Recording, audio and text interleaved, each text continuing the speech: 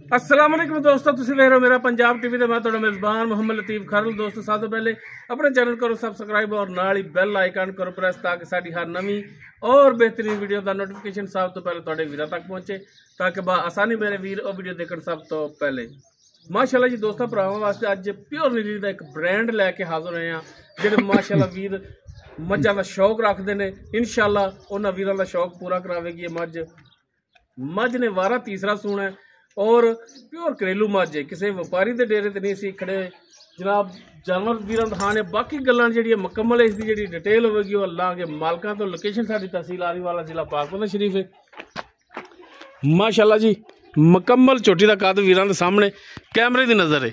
माशाअल्लाह जी कद बहुत वड्डे दे विच, अगों बरीक माशाअल्लाह, पिछों चौड़ी और माशाअल्लाह जी सफेद अखां, मत्था थोड़ा सफेद, सोहना सिंग लग्या, मोड़ के काठा च लाया माशाअल्लाह, छज्जा रंगे कन और माशाअल्लाह टोटल चोटी जड़ी पशम नाल गुंदी। माशाअल्लाह जी मझ दा पुट्ठा वीरां दे सामने एक हड्डी दे विच चौड़ा पुट्ठा, भावें उत्ते मंजा डालो, बिल्कुल पद्धर मझ, गिठ तो ज़्यादा खुड्डा और माशाअल्लाह मोटी लत्त और जेड़ा लिबास थन लग्या आम मझां नूं इहो जिहा नहीं लगदा। माशाअल्लाह जी वीर चैक करन, पावर वाला रुग रुग दा थन लग्या है माशाअल्लाह। हाली लिबास बड़ा ढिला पिया इसदा, नरम लिबास वाली है। सूण दे विच हाली कोई 5-7 दिन लै जाएगी। बाकी जनाब मुकम्मल इसकी डिटेल जी मालकां तो पुछांगे। तो जनाब माड़ा छड़ के टोरिया जी नूं,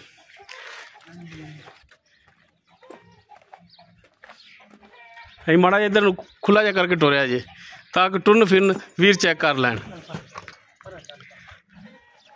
माशाअल्लाह बंदे दे मत्थे दे बराबर कद दे, हाइट लेंथ माशाअल्लाह बड़ी। बाकी टुरन फिर टोरी मगरो यार वीर चेक कर, माशाअल्लाह मशकां वाला लिबास लग्या है माशाअल्लाह। जिवें मशक ते हाली मझ कोले दिन मेरे ख्याल को 2-4 पैन सूण दे विच माशाअल्लाह जी वीर चेक कर। इंशाअल्लाह सार दा डोडा चकेगी, एडे कद काठ वाली एडी नस्ल वाली वीर देख सकते हैं। तुन्नी कोली का नामो निशान कोनी, बिल्कुल प्लेन पेट है इसका।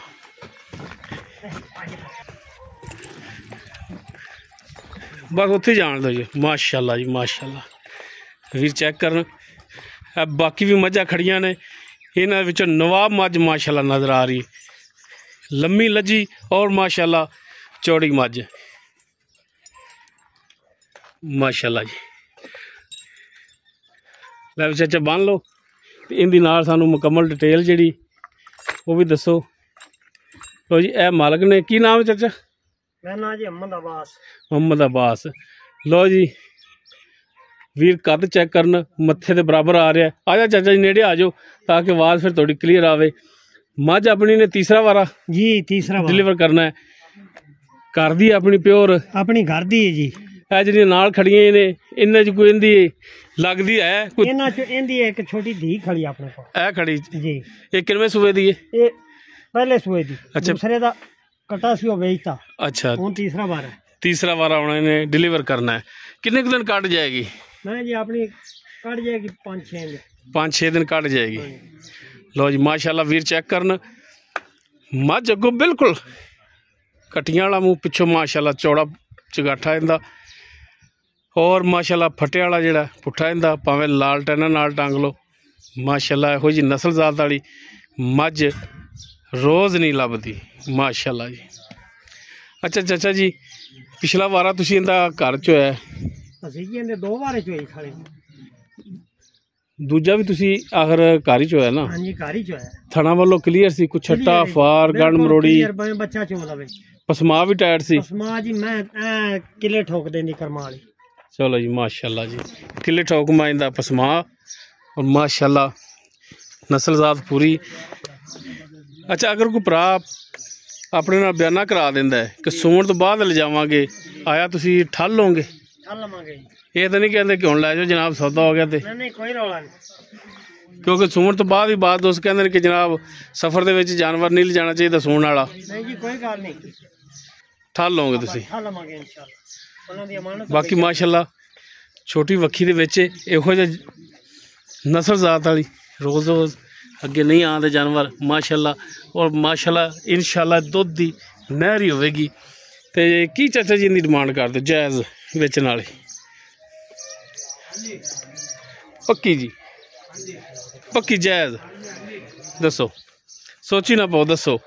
ਲੰਮਾ ਚੌੜਾ ਨਹੀਂ ਕਰਨਾ। ਉਰਾ ਜਾ ਪੁੱਤਰ, ਉਰਾ ਜਾ। ਮੁੱਲ ਤਾਂ ਜੀ ਅਸੀਂ ਇਹਦਾ ਬੜਾ ਕਰਨੇ ਆ, ਹਾਂ। ਲੇਕਿਨ ਇਹਦਾ ਆਪਾਂ ਜਾਇਜ਼ ਮੁਨਾਸਬ 8 ਲੱਖ ਰੁਪਏ। 8 ਲੱਖ।